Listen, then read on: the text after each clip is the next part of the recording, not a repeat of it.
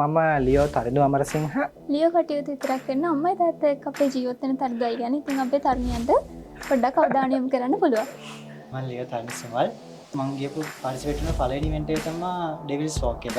එතන first year කෙනෙක් විදිහට මම විතර ඇතර හිටියේ. එතකොට ඒකට ගොඩක් වෙලාවට එක එක ඔප්ෂන්ස් try කරන එක තමයි මම ක්ලබ් ප්‍රෙසිඩන්ට් කෙනෙක් විදිහට ගොඩක් වෙලාවට මේ වෙලාවෙන් කරන්නේ. මට ඕනකමක් තියෙනවා නම් අනිවාර්යෙන් එදිට වෙලාවක් වෙන් කරගන්න. මේ සුමාල් මේන් චැලෙන්ජ් එක මගේ ප්‍රෙසිඩන්සි එක යටතේ වැඩ කරන්න පුළුවන් වෙච්ච එක කියලා කියයි.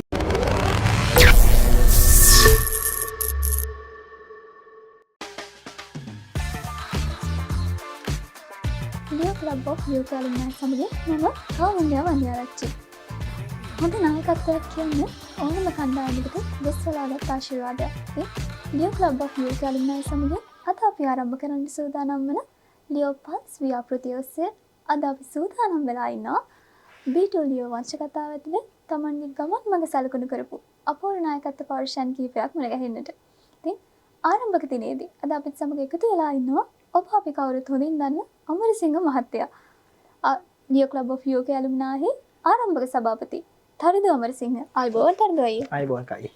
ඒ වගේම ලියෝ ක්ලබ් ඔෆ් යූ ඇලුම්නාහි ආරම්භක උපසභාපති තරිඳු සුමාල්. ආයිබෝන් සුමාල්. ප්‍රශ්න වටේට ඔබෙන්නට ප්‍රථමයෙන් අපි දැනගෙනමු අපිත් එක්කම එකතු වෙලා ඉන්නේ කවුද කියලා. තරිඳු අයියේ කියමු ඔබ ගැන ටිකක්. මම ලියෝ තරිඳු අමරසිංහ මම දැනට රැකියාව කරන්නේ IFS R&D International Private Limited ආයතනයේ කන්සල්ටන්ට් කෙනෙක් විදියට business application in human capital management. මොකද මගේ විෂය ශාස්ත්‍රය HR side එක නිසා ඒත් එක මම දැනට ස්පෙෂලායිස් HR degree එකක් ෆලෝ කරලා තියෙනවා. එකත් අපේ management faculty එකේ මේකත් අපේ university එකේ University of Kelaniya. ඊට කලින් ඊට පස්සේ මම ගෙන ගත්තේ මගේ A-levels ඉවර කරේ අශෝක විද්‍යාලය කොළඹුටෙන්. ඒත් එක මම දැනට මගේ අම්මයි තාත්තා එක්ක මුල්ලේරියාවට වනගරේ අපේ ජීවත් වෙනවා. සහ ඒ දේවල් ටික තමයි යරෙන්න ලියෝ කටයුතු රැකියාව කටයුතු කරගෙන ජීවත් වෙනවා මේ දවස්වල. ලියෝ කටයුතු විතරක් කරන අම්මයි තාත්තා එක්ක අපේ ජීවත් වෙන තරුණයි ගැන ඉතින් අපේ තරුණියන්ට පොඩ්ඩක් අවධානය යොමු කරන්න පුළුවන්. තරුණ සුමාල් ඔබ ගැනත් කියමු ටිකක්. මම ලියෝ තනිසමල්. ඉතින් මම ඩිග්‍රී එක දැන් අතරම ගිය මාසේ තමයි අපේ ෆයිනල් එක්සෑම්ස් තිබ්බේ. ඉතින් ඩිග්‍රී එක කම්ප්ලීට් කරලා මම ඩිග්‍රී එක bachelor of science bio science degree එක කම්ප්ලීට් කරලා මේ දවස්වල ගෙදර ඉන්නවා. ඉතින් මං ඉන්නේ පිළියන්දල. ඉතින් මං පාසල උනේ කොළඹ ආනන්ද විද්‍යාලයේ. හරි ඒ විදිහට මාත් සමග මේ වාඩිලා ඉන්නේ හොඳ නායකත්වයන් දෙපළක්. තරිඳු අයියේ ලියෝ කෙනෙක් විදියට ලියෝ නායකයෙක් විදියට ඔබට මෙතෙන්ට අද වාඩිලා ඉන්න. ඔබ කියන්නේ තරිඳු අමරසිංහ කියන්නේ ලියෝ ක්ලබ් ඔෆ් යූ ඇලුම්නාහි ආරම්භක සභාපති. ඒක හොඳ තනතුරක්. ඒ වගේම ඔබ හොඳ නායකයෙක් අපට. ලියෝ නායකයෙක් විදියට වැඩ කරන්න ඔබගේ ඉන්ස්පිරේෂන් එක උනේ මොකක්ද? මොකක් හරි සිදුවීමක් හෝ යම් පුද්ගලයෙක්? ඔව් කවි. ඇත්තටම කියන්නේ මම හොඳ නායකයෙක්ද නැද්ද කියන එක ඇත්තටම මගෙත් එක්ක වැඩ කරපු කට්ටියකම තමයි කමෙන්ට් එකක් විදියට ගන්න ඕනේ. ඒක නිසා මම කමෙන්ට් එක ඇත්තටම ඔඩියන්ස් එකට ඔයගොල්ලන්ට තමයි බාර දෙනවා. මම යුනිවර්සිටි එකට එන්න කලින් මම යුනිවර්සිටි එකෙන් තමයි ලොකුම එක්ස්පෝෂර් එකක් ගත්තේ. ලීඩර්ෂිප් කියන ස්කිල් එක මම කියන කෙනා කවුද කියලා අඳුර ගන්න. හැබැයි ඒකට බේස්මන්ට් එකක් තිබ්බා යුනිවර්සිටි එකට එන්න කලින්.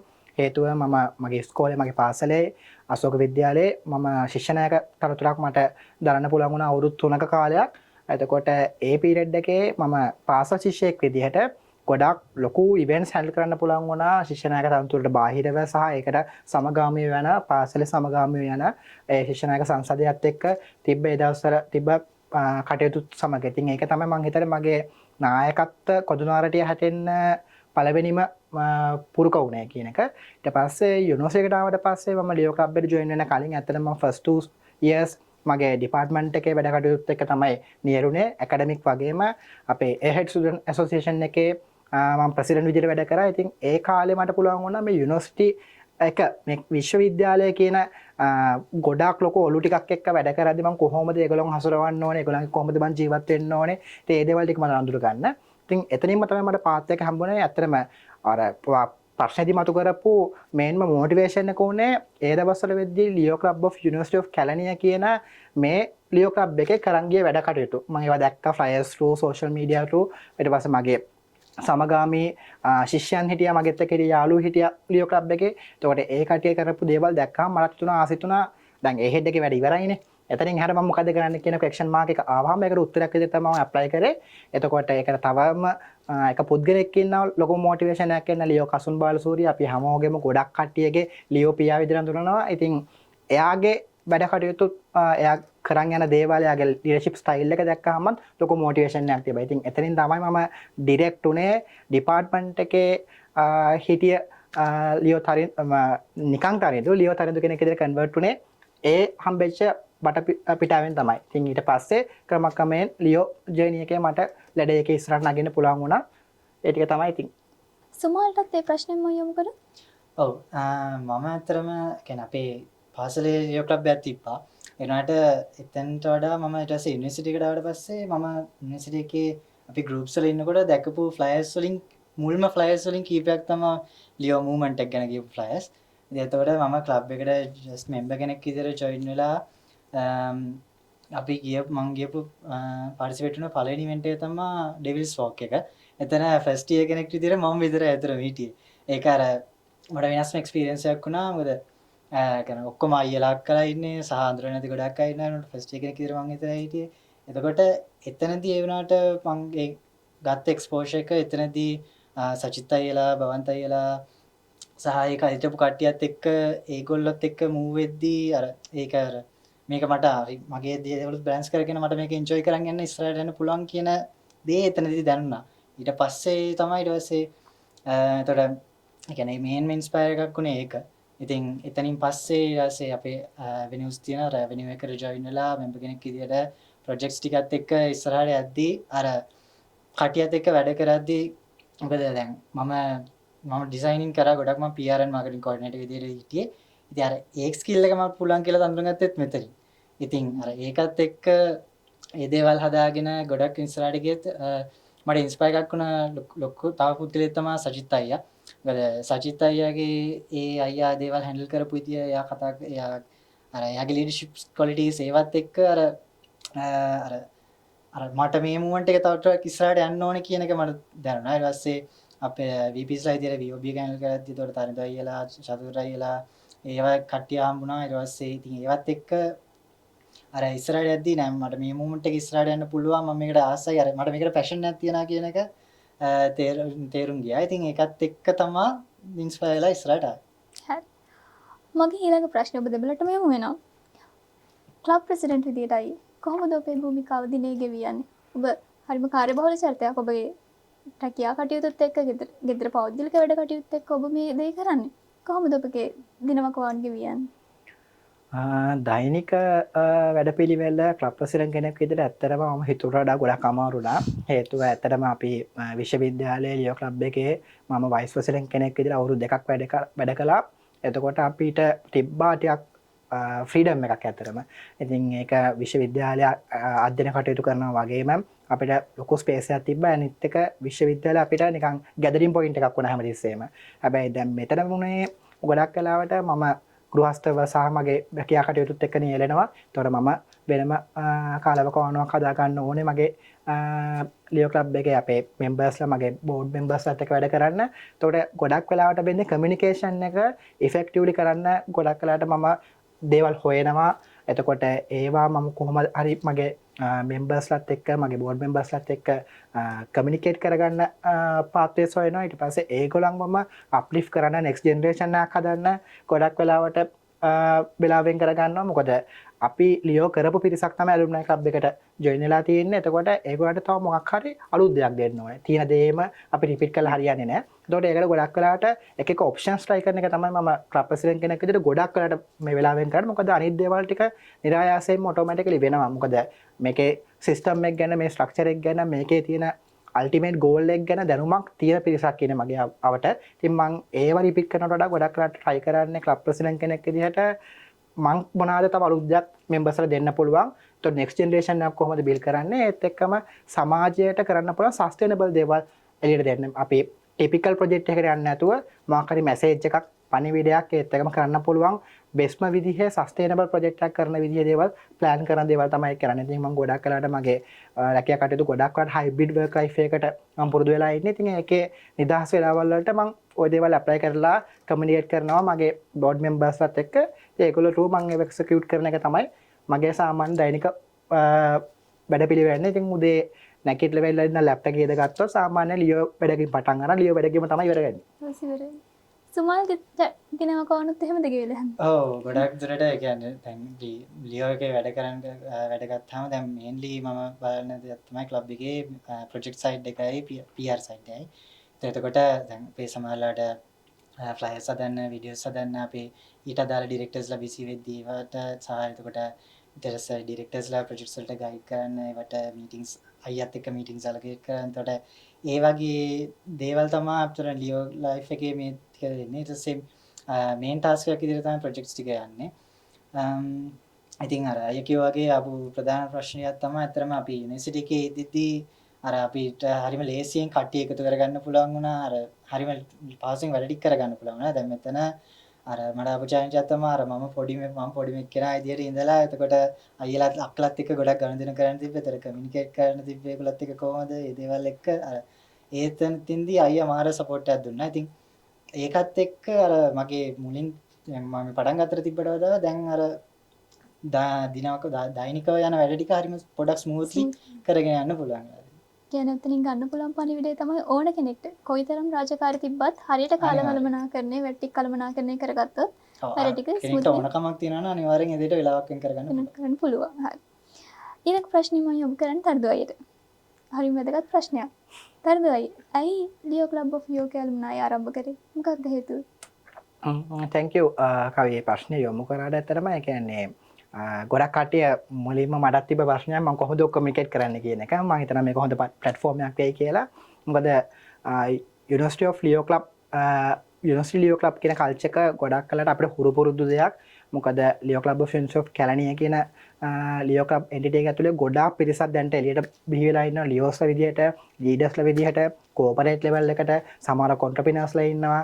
ඊට පස්සේ ඔයත් ඒ වගේ බිහි වෙච්ච කෙනෙක්. එතකොට ඔයා දැන් මෙතන මොඩරේටින් කරනවා, মালටි ටාස්කින්, තවත් කෝපරේට් වර්ල්ඩ් එක තව වැඩක් කරනවා. එතකොට එහෙම අපිට හුරු පුරුදු වට පරිසරයක් තිබ්බේ. මට අපි කීප දෙනෙක් කියන්නේ මගේ තනි අයිඩියා එකක් නෙමෙයි. මම ඒක වගකීම් මම තනියම බාරගන්නේ නැහැ. ලියෝ නවෝත්, ලියෝ කසුන්, ලියෝ විනුරි, ඒත් එකම ලියෝ සචිත් අපි කීප දෙනාට ආපු අයිඩියා එකක් තමයි විශ්වවිද්‍යාලයක ලියෝවරයෙක් සාමාන්‍යයෙන් අවුරුදු 4කට විතර කොටු වෙනවා. ඉතින් ඒක ගොඩක්කට අවුරුදු 4කුත් වෙන්නේ නැහැ. අවුරුදු 3ක් තමයි ඉෆෙක්ටිව්ම ඒක. මොකද ෆස්ට් ඉයර් එකේ ඇවිල්ලා විශ්වවිද්‍යාලේ දේවල් හුරු පුරුදු වුණාට පස්සේ සෙකන්ඩ් ඉයර් එකේ තමයි සාමාන්‍යයෙන් ලියෝ වලට ජොයින් වෙලා ඇක්ටිව් පීරියඩ් එකක් පටන් ගන්න. එතකොට ෆෝර්ත් ඉයර් එක ගොඩක් කරාට ඒක මලානික වෙනවා. හේතුව ඇකඩමික් වල පීක් පොයින්ට් එක. එතකොට අවුරුදු දෙකමාරකින් මේ ලියෝ ලයිෆ් එක සැටිස්ෆයිඩ් වෙනවද කියන ක්වෙස්චන් මාක් එක තමයි මට ආවේ. මට ඒක තිබ්බා. ඒ කුතුහලය තිබ්බා. එතකොට එතනින් එහා තව ඔබ්සර්ව් කරන්න, තව මේකේ එන්ජොයි කරන්න දේවල් ටිකක් තිබ්බා. ඉතින් ඒකත් එක්ක සොලියුෂන් එකක් විදිහට තමයි ඇත්තටම ඇප්ලයි කරේ ඇලුම්නයි ලියෝ ක්ලබ් එකක්. එතකොට ෆෝර්ත් ඉයර් ඊට පස්සේ ග්‍රැජුවේට් වෙච්ච කැලණිය කැම්පස් එකේ ලියෝ කෙනෙක්ට ආපහු ජොයින් වෙන්න පුළුවන් අපේ ක්ලබ් එකට. ඒතර ඕක තමයි මේන් අයිඩියා එක. ඊට අමතරව අපිට ඕන වුණා පොඩක් බෑක්බෝන් එකක් වෙන්න.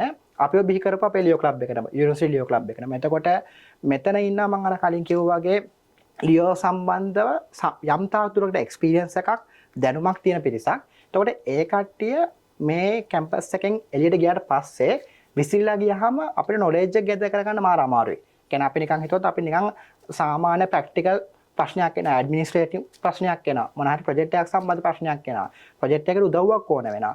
ඔන්න ඔය දේවල් ටික අපි ඉන්ඩිවිජුවලි රීච් අවුට් කරලා ගන්න ගියොත් ලොකු එෆර්ට් එකක් දෙන්න ඕනේ. ඒක රාශී කරලා තියන්න පුළුවන් තව අවුරුදු 3ක් 4ක් විදියට. මොකද අපි අවුරුදු 31 වෙනකන් අපිට ලියෝ කරන්න පුළුවන්. ඉතින් ඒ අවුරුදු 31 වෙනවා කියන 26න් කැම්පස් එකෙන් පාස් අවුට් වුණොත් තව අවුරුදු 4ක් 5ක් ලියෝ කරන්න පුළුවන් ලියෝ ක්ලබ් ඔෆ් යෝකේ ඇලුම්නයි එකට ජොයින් වුණොත්. ඉතින් අන්න ඒ නොලෙජ් ටික, ඒ එක්ස්පීරියන්ස් තියෙන ලියෝස්ලා ටික ගැදර් කරලා එක ෆැමිලි එකක් යටතේ මේන්ටේන් කරන එක තමයි සෙකන්ඩ් අරමුණ උනේ. ඊට අමතරව තුන්වෙනි අරමුණක් තිබ්බ ඇත්තටම ඒ තමයි ලියෝ මේ කියන අපේ වොලන්ටියර් සර්විස් එකේ වොලන්ටියර් සර්විස් එකට එහාගේ ලීඩර් කෙනෙක් බිහි කරන එක තමයි අල්ටිමේට් ගෝල් එක. අපේ සිංහ සමාජයක් යටතේ හැදෙන්නේ නායකයෝ බිහි කරන්නේ. ඒ නායකත්වයේ ලැඩර්ස් අපිට දිස්ත්‍රික් ලෙවල්, මල්ටිපල් ලෙවල් යන්න පුළුවන්. හැබැයි අපේ විශ්වවිද්‍යාලීය ලියෝ සංගමයේ තිබ්බ ලොකුම ප්‍රශ්නේ තමයි අපි අවුරුදු 4කින් අවුරුදු 3කින් ඉෆෙක්ටිව් පීරියඩ් එකෙන් ලියෝ නවත්තන්න වෙනවා. එතකොට ගොඩක් වෙලාවට district level, multiple level reach out කරන්න ලොකු බැරියර් එකක් තියෙනවා කාල ප්‍රමාණයක් තියෙන ප්‍රශ්නේ. ඉතින් ඒක විසඳන්න තමයි ලියෝ සම්බන්ධ එක්ස්පීරියන්ස් එකක් තියෙන ගොඩක් ලොකු එක්ස්පෝෂර් එකක් ගත්ත කෙනෙක්ට ඇලුම්නයි ලියෝ ක්ලබ් එකට ජොයින් වෙලා ඒකට district level multiple level reach out කරලා තමන්ට අවශ්‍ය විදිහට තමන්ගේ නායකත්ව කුසලතාවය උපයෝගී කරගෙන ඒ අවශ්‍ය ලැබේක රකින්න පාත් එකක් හදන්න. ඕක තමයි ඉතින් මගේ අරමුණු තුන උනේ. ඒක මම නැවතත් කියනවා මගේ තනි අරමුණක් හෝ තනි නිර්මාණයක් නෙමෙයි. අර කිව්ව පිරිසගේ එකතු වෙලා සාමූහිකව අරගත්ත ඩිසිෂන් එකක ප්‍රතිඵලයක්. ඒ ඩිසිෂන් එක අපේ ගොඩක් ලියවරුන්ට උදව් වෙලා තියෙනවා. දිස්ත්‍රික් ලෙවල් එකට මල්ටිපල් ලෙවල් එකට තමන්ගේ නායකත්වය තවදුරටත් ඔක්නංවා ගන්න අවකාශයක් විදියට භාවිතා කරන්න තියෙන වෙනුවෙන් තරදෝයියට වගේම අර අපි කිව්ව අනිත් පිරිසටත් ස්තුතිවන්ත වෙනවා. හරි. ඊළඟ ගැටලුවත් යමු වෙන තරදෝයි ආට. තරදෝයත් එක්ක ඉන්නේ දැන් අපි ඔක්කොම ලියෝ ක්ලබ් ඔෆ් ඇලුමිනයි සමාජිකයෝ. අපිත් එක්ක වැඩ කරන්නේ ඔක්කොම කෝපරේට් වර්ල්ඩ් එකේ වැඩ කරන එහෙම නැත්නම් විශ්වවිද්‍යාලයෙන් සමුගන්න ආසන්න පිරිස. එයාලගේ ජීවන රටාව හරිම කාර්යබහුලයි. නමුත් අපේ ලියෝ ක්ලබ් ඔෆ් ඇලුමිනයි වැඩ කටයුතු ටික හරිම සහයෝගයෙන් ස්මූත්ලි ගලාගෙන යනවා. මොකක්ද ඒ සහයෝගීතාවයට රහස? එහෙම නැත්නම් හේතුව? මම හිතන්නේ ප්‍රධානම හේතුව එකට විශ්වවිද්‍යාලය. කියන්නේ යුනිවර්සිටි ඔෆ් කැලනියා කියන මේ එක පවුලේ ළමයි ටිකක් ඉන්නේ මං ගාවත්. එතකොට මට මාර ලේසි. ඒ කියන්නේ ප්‍රශ්න නැහැ. ඇත කතාව තියෙන ප්‍රශ්න නැති එකම තමයි. ඒ කියන්නේ මෙතනින් ලියෝ ක්ලබ් ඔෆ් යුනිවර්සිටි ඔෆ් කැලනියා විශ්වවිද්‍යාල ලියෝ සංගමය සහ මේ කැලනියා යුනිවර්සිටි එක කියන තැන් දෙකෙන්ම ඒ ආభాෂයන් අරගෙන අපි ඔක්ක එකට ලියෝ සහ ලියෝ නොවන කටයුතු ගොඩක් කරපු පිරිස තමයි අපිත් එක්ක ඉන්නේ. ඒතර අවුරුදු 2-3ක ෆැමිලිස් 3-4ක එකතුවක්. එතකොට ඒ හැමෝම දන්නවා අපේ අරමුණ මොකක්ද කියන එක. ඇයි අපි ලියෝ කරන්න කියන එක. එතකොට ඒගොල්ලෝ දන්නවා දිස්ත්‍රික්ට් ලෙවල්, මල්ටිපල් ලෙවල් මේ ලයනිසම් සම්බන්ධයෙන් අපි හැමෝගෙම අල්ටිමේට් ගෝල් එක මොකක්ද? එතකොට අපි ඇයි මේ දේ කරන්නේ? අපි ඇයි වොලන්ටියර් සර්විස් එකකට මැදිහත් වෙන්නේ කියන එක. ඉතින් ඒ තියෙන දැනුම ගොඩක් උපයෝගී වුණා මට මේක සහයෝගයෙන් කරගෙන යන්න. ඒත් එක මේක ස්මූත් වෙන්න ප්‍රධානම හේතුවත් විශ්වවිද්‍යාලයෙන් විශ්වවිද්‍යාල ලියෝ සංගමයෙන් සහ අපි මේක සම්බන්ධව තියෙන මේ දැනුම මේ තුනම එකතු වෙලා ඒගොල්ලෝ දන්නවා ඇයි අපි මෙතන හිටන් ඉන්නේ. ඒතකොට ඒගොල්ලන්ට අරමුණක් තියෙනවා. ඒතකොට ඒ අරමුණත් එක්ක වැඩ කරන නිසා තමයි ගොඩක් කලකට මම හැමෝටම ෂෙයා කරන අයිඩියා එක අපේ ඔබ්ජෙක්ටිව් එක ඒගොල්ලන්ගේ තියෙන අරමුණත් එක්ක ගොඩක් කලාවට ඉක්වලයිස් වෙනවා. හැමතිස්සෙම සමාන වෙනවා.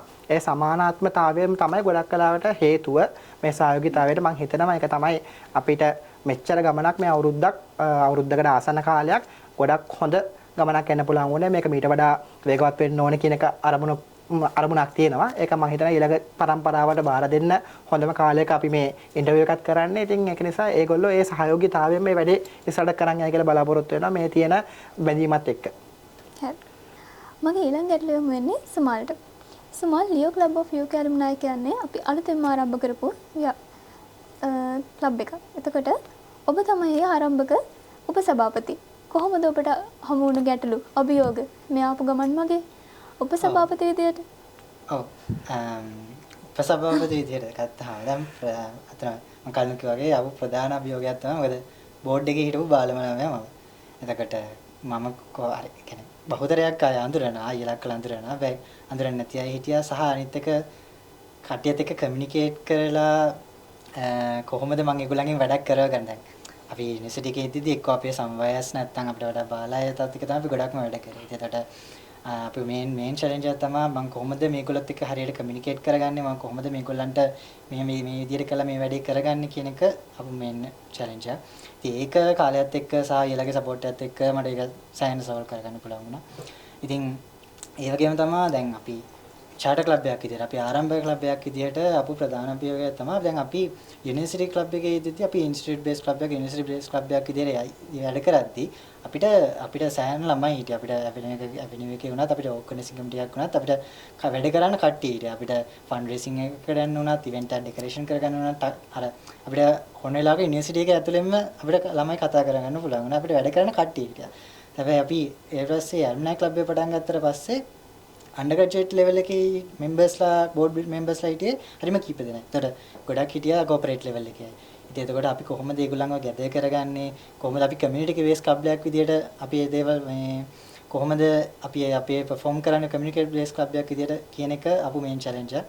ඉතින් ඒක අපි දැන් අපි ක්ලබ් එක පටන් ගත්ත තැනට වඩා මේ වෙද්දී ඒ දේවල් සෑහෙන දුරට අපි විසඳගෙන ඉන්නවා කියලා මම හිතනවා. ඒත් එකම තව ඉදිරියට ඉස්සරහට ඒවා විසඳ ගන්න දේවල් අපිට හදා ගන්න දේවල් කීපයක් තියෙනවා. අපි කොහොමද අර ලෙවල් එකේ ඉඳලා මේ ලෙවල් එකට අපි ක්ලබ් එකක් විදියට ට්‍රාන්ස්ෆෝම් වෙන්නේ කියන එක. ඉතින් ඒ චැලෙන්ජස් එක්ක අපි ඒ කියන්නේ අපි පටන් ගද්දී ක්ලබ් එක පටන් ගද්දී අපිට ෆේස් කරන්න ඕන මේ චැලෙන්ජස් එක්ක අද ඉන්න තත්ත්වය ගැන ගත්තාම අතන ගොඩක් සතුටුයි අපි මේ දේවල් සෝල්ව් කරගෙන ගොඩක් ඉස්සරහට ආවිලා තියෙනවා. කෙනෙක් ගැන මම හිතුවේ සුමාල් මේන් චැලෙන්ජ් එක මගේ ප්‍රෙසිඩන්සි එක යටතේ වැඩ කරන්න පුළුවන් මැච් එක කියලා කියයි කියලා. අය කියන්නේ මම යෝකේ ක්ලබ් එකේ ඉද්දිද්දී VP කෙනෙක් විදිහට අයියව දැනන් හිටියා. හැබැයි අපි ක්ලෝස් ගනුදෙනු කරලා නැහැ.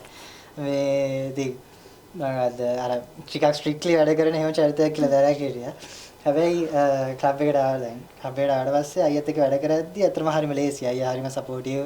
අර හරිම ඒ කියන්නේ මාර ලේසියෙන් වැඩ ටික කරගෙන යන්න පුළුවන් වුණා මට. ඒ කියන්නේ අර මට ඕන දෙයකට අර හරි වා මේ වැඩේ කරන්න මම පිටිපස්සෙන් ඉන්නවා කියන එක අයියාගේ හැමතිස්සෙම තිබ්බා.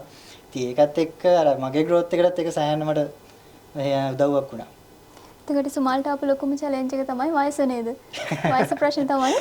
නෑ ඒක ඇත්තටම අර ඒක අර පොඩි මෙන්ටල් බැරියර් එකක් වගේ එකක් තියෙන. ඒ කියන්නේ අර අපි මොකද අපිට ඒක පුරුදු නැතිකම ඇත්තටම. මොකද අපි අපේ සංස්කෘතියත් එක්ක අපි හැමතිස්සෙම ඉන්න වැඩි නේද කර කරන තරක මම කියන්නේ. නමුත් අපි අර අපි කොහොමද තව කෙනෙක්ට කියලා අපි වැඩක් කරවගන්න ඒකත් එක කෙනාගේ පර්සනැලිටි එක අනුව ඒ කෙනා රීච් අවුට් කරන විදිය වෙනස් වෙනවා. ඒක වැඩිහිටියත් එක්ක කොහොමද මම මේක කරන්න කියන එක මට ලොකු එක්ස්පීරියන්ස් එකක් තිබ්බේ නෑ. ඒ එක්ස්පීරියන්ස් එක මම මේ තුලින් හැදුනා. මොකද ඒක සුමල්ට වටනවා කෝපරේට් වලට ගියාම දැන් එන කල්චර් එක ගොඩක් ඇත්තටම යන්නේ අර අපි පුරුදු වෙලා ඉන්නේ සර් මැඩම් කියන ශ්‍රී ලංකාවේ එහෙමනේ අපි ඒෂියන් කන්ට්‍රීස් එකේ නමුත් ඉස්සරහට යද්දී අපිට සිද්ධ වෙන නම කියලා කතා කරන්න. ඉතින් අර ඒ කල්චර් එකට අපි මෙතනින් හුරු වෙනවා කියන්නේ ඇත්තටම ලොකු අපට අවස්ථාවක් ඒක. ලොකු එක්ස්පෝෂර් එකක් හැදෙන අතර අනිවාර්යයෙන්. හරි. ඊළඟ ප්‍රශ්නේ තියමු එන්නේ සුමල්ට. ලියෝ කෙනෙක් විතර දැන් අවුරුදු ගාණක් කටයුතු කරපු කෙනෙක්. ලියෝ කියන concept එක. එහෙම නැත්නම් මේ ලයන්ස් යටතේ යන මේ youth program එක විදිහට යන ලියෝ කියන එක සමාජයට කොයි විදිහට impact වෙන්නේ? කොහොමද ඔයාගේ කෝණයෙන් ඔයා ඒ දේ දකින්නේ? හරි සමාජයට යන්න කලින් මම කියන්නම් කොහොමද අපිට කියන්නේ අපිට පෞද්ගලිකව කොහොමද ලියෝ කියන එකේම තේරුම leadership experience opportunity. ඉතින් මේ තුනම ලියෝ කියන එක ඇතුලේ තියෙනවා. ඉතින් අර ඒ තුනම මම මොකද පෞද්ගලිකව experience කරලා තියෙනවා. මොකද මට ආපු opportunities එක්ක මම හිටපු කාලේ ගත්ත experience and leadership skills මගේ develop වුණේ කොහොමද කියන එක ඒක එතකොට අපි පුද්ගලයෙක් විදිහට අපේ personality එක සහ අපිට වුණ කරන experiences වැඩි දියුණු කරගන්න මේක සෑහෙන හොඳ platform එකක්. ඒත් එක්කම සමාජයට වෙන සේවය ගැන කියනවා නම් දැන් අපි අපේ යුනිවර්සිටි ක්ලබ් එක සහ අපේ ඇලුමිනයි ක්ලබ් එක ගැන කතා කරොත් අපි ප්‍රොජෙක්ට්ස් ගණනාවක් කරනවා. ඒකට ප්‍රොජෙක්ට්ස් ගණනාවක් ඒක සමාජ සේවය වෙන්න පුළුවන්, සත්තුන්ගේ වෙන්න පුළුවන්, පරිසර ආරක්ෂාව වෙන්න පුළුවන්. ඒ වගේ ප්‍රොජෙක්ට්ස් ගණනාවක් වෙනවා. ඉතින් මේ එක ක්ලබ් එකක් දෙකක් විතරයි. ඒ වගේ ක්ලබ්ස් ලොකු ප්‍රමාණයක් මේ අපේ ලංකාව ඇතුලේ තියෙනවා. දැන් දිස්ත්‍රික් එක ගත්තාම ක්ලබ්ස් 30 ගණක් තියෙනවා. ඒකට අපි ඊට පස්සේ දිස්ත්‍රික් ඒ වගේ දැන් 6ක් තියෙනවා. දැන් ඉස්සරහට ඒක දිස්ත්‍රික් 12ක් විදියට තව වර්ධනය වෙනවා. ඒත් එක්ක membership එක තව වැඩි දියුණු වෙනවා. ඒක තව අලුතෙන් ක්ලබ්ස් open වෙයි. ඉතින් ඒකත් එක්ක මේ හැම ක්ලබ් එකකින්ම at least එක ප්‍රොජෙක්ට් එකක් හරි වෙනවා. එහෙම ඒ වගේ ඉම්පැක්ට් එකක් වෙන ප්‍රොජෙක්ට්ස් ගණනාවක් හැම ක්ලබ් එකකින්ම වෙනවා. ඉතින් එතකොට සමාජයට ලොකු මෙහෙවරක් වෙනවා මේ ලියෝ ක්ලබ් එක හරහා.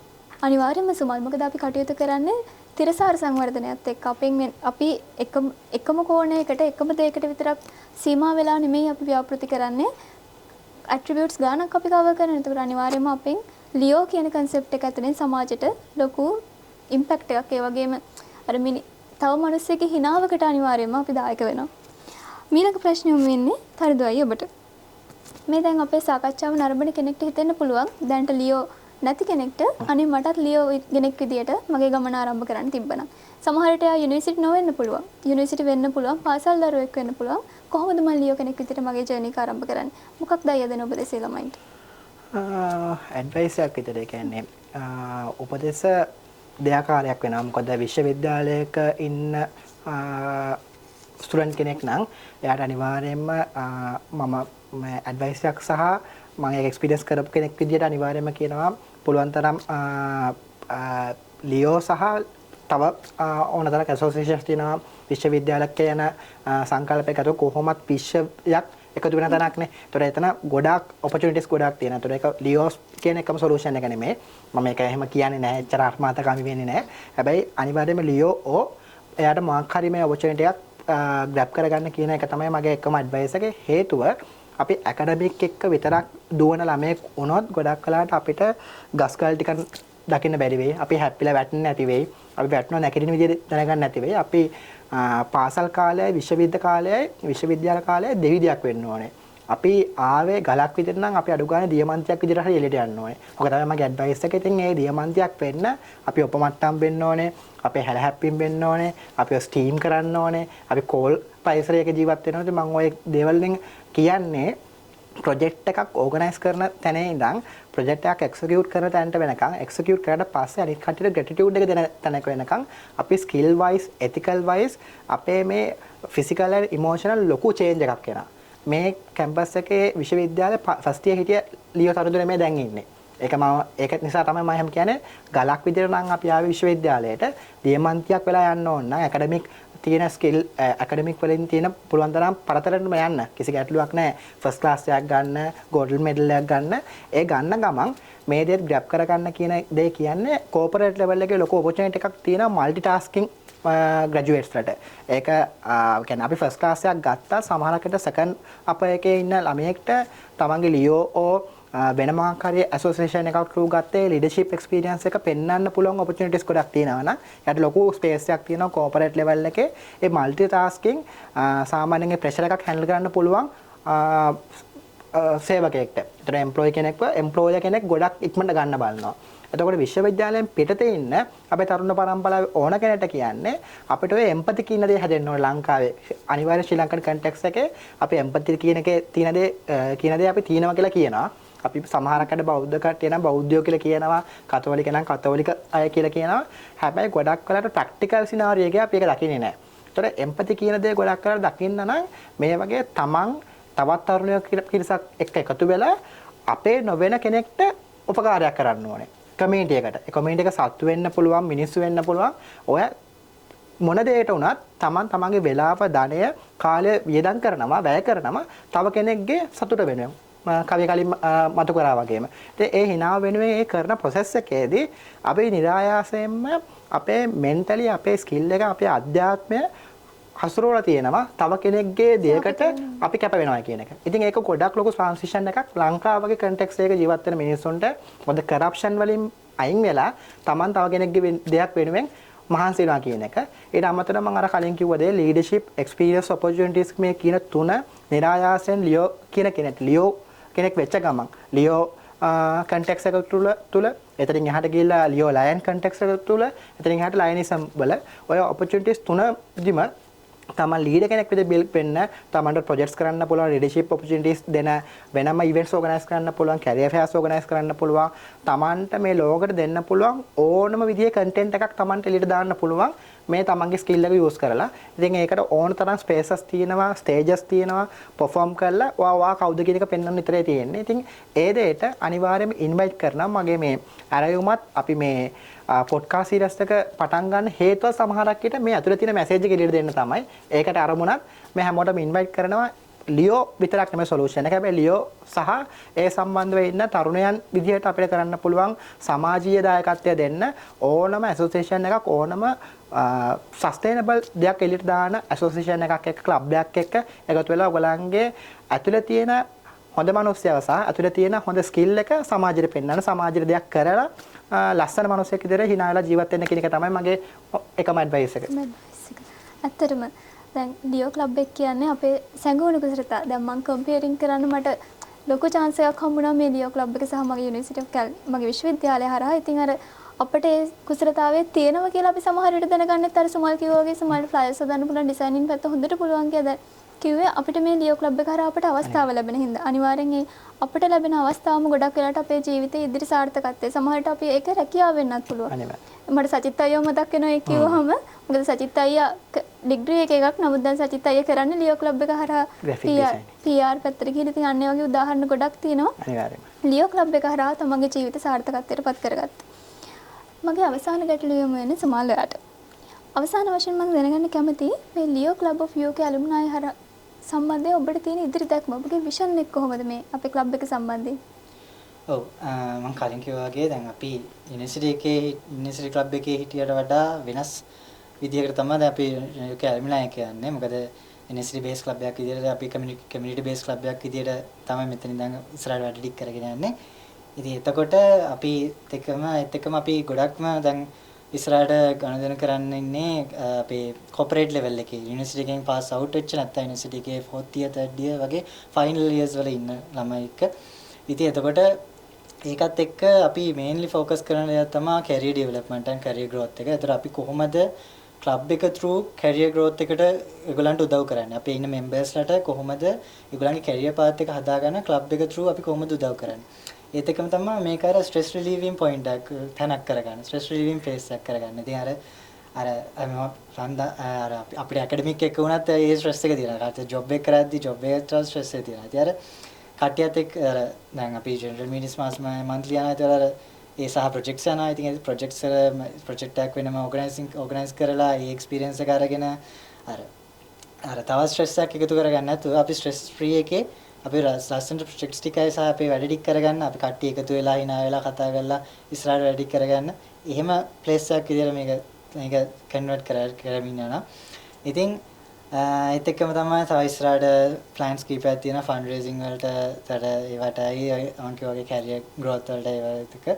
ඉතින් ප්ලෑන්ස් කීපයක්ම තියෙනවා ඒ වගේ ඉම්ප්ලිමන්ට් කරගෙන යන්න. ඉතින් ඉස්සරහට අපි බලමු. ඔව් ඔක්කොම එළියට දාන්නත් බැහැ නේ සුමල් නේද? සීක්‍රට්ස්. හරි. එහෙනම් අදට අපේ ප්‍රශ්න ටික ඉවරයි. තරදෝයි සුමල් බෙහෙවින්ම ස්තුතියි අද අපිත් සමග මේ ආරම්භක දිනේම එකතු වෙලා ලියෝ ක්ලබ් ඔෆ් UK ඇලුම්නයි මොකද්ද මේකේ අරමුණ? එතකොට ලියෝ පල්ස් කියන එකේ අරමුණ මොකක්ද? මේ අරමුණ පැහැදිලි කරලා ඒ වගේම ලියෝ වරෙක් විදියට අපි කොහොමද අපේ නායකත්වය දියුණු කරගන්නේ සහ ඇයි ලියෝ කෙනෙක් වෙන්න ඕනි කියන එක ගැන අපේ සමාජයට කියලා දුන්නට මොකද සමාජයේ සමහර කටකතා යනවා ක්ලබ්ස් වලට ගියහම මොනවද වෙන්නේ? අර පිටින් දකින්න දේ නිර්වචනය කරනවා. නමුත් ක්ලබ් එක ඇතුලේ අපි කොයිතරම් දෙයක් මෙතන කොයිතරම් ඉම්පැක්ට් එකක් සමාජයට අපෙන් වෙනවද කියන එක ගැන ඇත්තටම වුන් අර සපත්තුවට බහලා බලන්නේ නැහැ කියනානේ. අන්න ඒ වගේ. ඉතින් මම හරි කැමතියි මේ වැඩසටහනට මොකද අපි තුලින් මොනවද සමාජයට වෙන්නේ කියන එක ගැන මේකෙන් ලොකු පණිවිඩයක් යනවා. ඒ පණිවිඩය ඔස්සේ හරි අපි සමග එකතු වුණොත් ඉදිරියට ඕන කෙනෙක්ට දැනගන්න පුළුවන් ලියෝ හරහා අපි මොනවද සමාජයට කොයිතරම් දෙයක් අපෙන් සිද්ධ වෙනවද කියලා. ඉතින් ලැබෙන අවස්ථාවන් ඔස්සේ අත්දැකීම් ඔප්නංවා ගනිමින් ඒ තුළින් නායකත්වයේ වර්ධනය කරගනිමින් සමාජයට මෙහෙවරක් කරන්නට උත්සුක වෙන්න කියලා ඔබ සියලු දෙනාගෙන්ම ආරාධනා කර සිටිනවා. අදට පමණයි රැඳී සිටින අප සමගින් මේ ලියෝ පල්සිත් UK ඇලුමිනි